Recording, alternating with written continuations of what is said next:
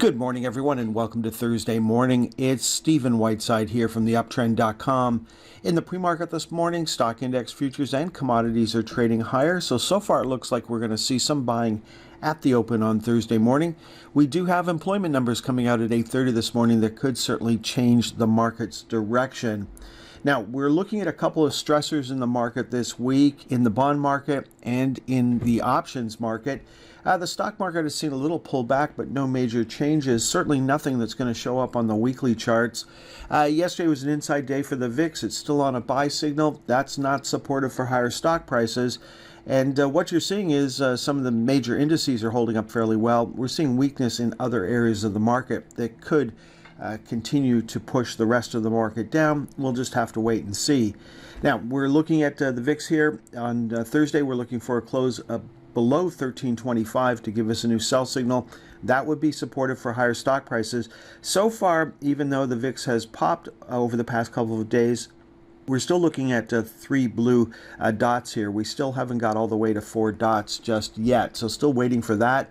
The Dow is still on a sell signal. The S&P 500 ETF is still on a buy signal. That would change on Thursday with a close below $518.22.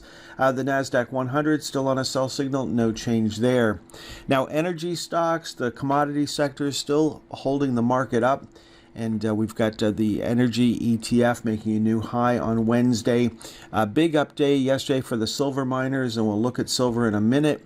Copper miners did very well. Gold stocks were up across the board on Wednesday. So it's really the commodities are the big winners this week. But unfortunately, outside of energy, the rest of the stocks really don't affect the U.S. market that much.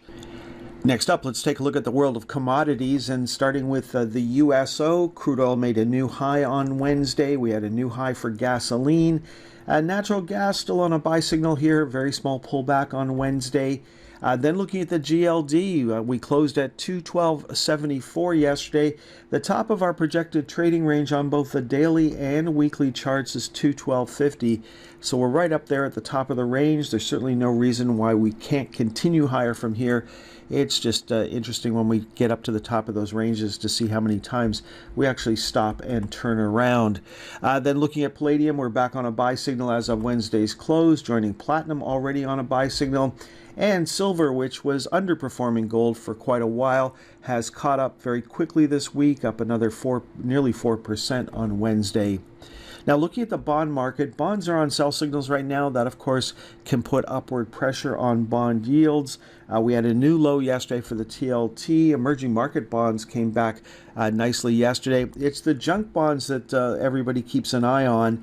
Of course, when the junk bonds are on a sell signal, that's considered risk off, and that, of course, could be a negative omen for the stock market going forward. We'll just have to keep an eye on that. So we know that options traders in Chicago are spooked.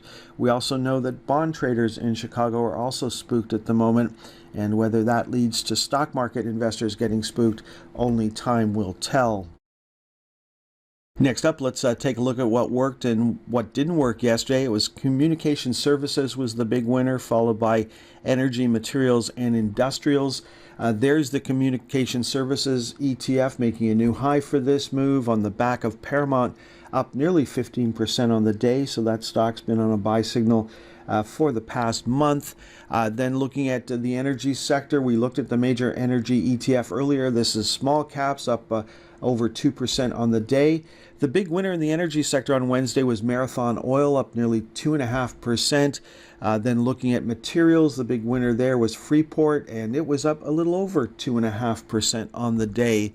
Then looking at the industrial sector, we've been trading in the channel for the past couple of days off the recent highs. Two stocks in this sector that have had an interesting week.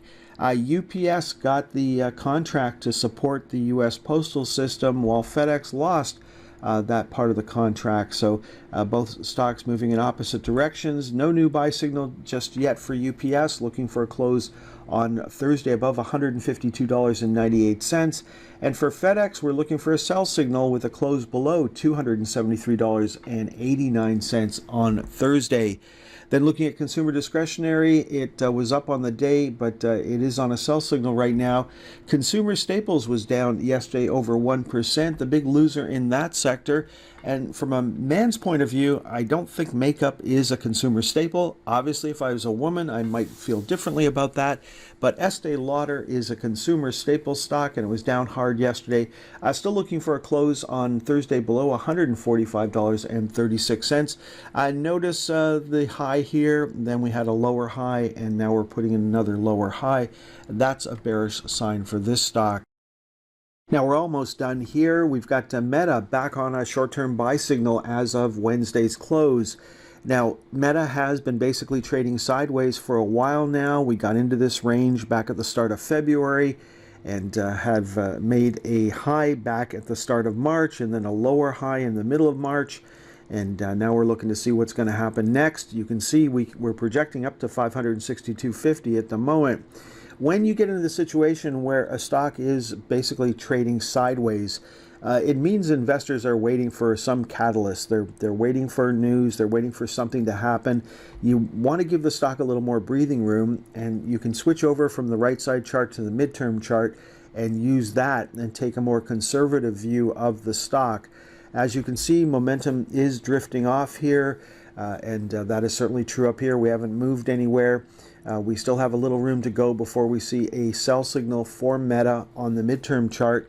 When we look at the panic zone chart, you are up at the top of the panic zones, which means any new buy signal up here is a high risk buy signal.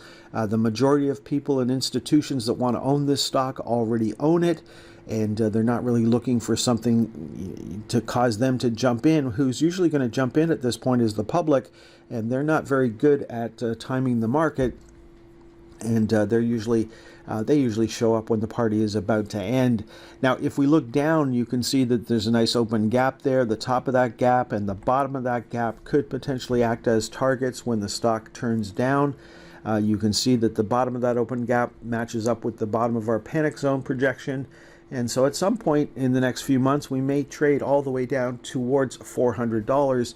That certainly has not started on Thursday morning. And speaking of signals, we've got NVIDIA back on a sell signal as of Wednesday's close. Again, it's a very tight close. There's no major sell-off here. In fact, we didn't even take out the bottom of the previous day's low, which traded down below the lower channel line, did not close there. So if you're still long NVIDIA, you might want to wait for the next close below the lower channel line before taking the sell signal. Okay, folks, that is all for this morning's presentation. So far, stock index futures are above fair value. We do have employment numbers coming out at 8:30 that could certainly help change the direction of the market. Have a great day, folks. Next time you'll hear my voice is on Friday morning.